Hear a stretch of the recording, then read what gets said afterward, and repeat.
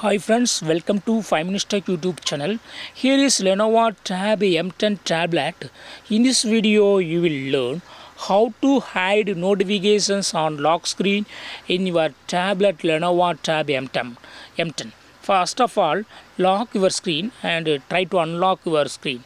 See here, in the lock screen itself you are seeing some notifications like you have received email and other notifications. Suppose if you want to hide these notifications over lock screen, only after entering into your phone notifications should show, then yes, you can do it. What you have to do is just go to the settings of your tablet here, then go to display,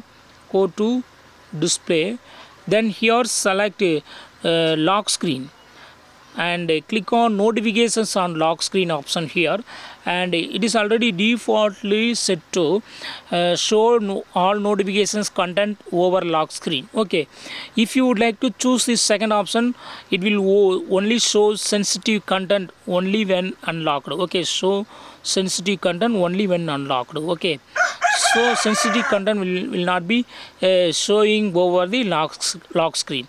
If you would like to completely hide notifications on lock screen, choose the third one, don't show notifications at all, so that all notifications will be removed from the lock screen. Now lock your tablet screen and see the changes.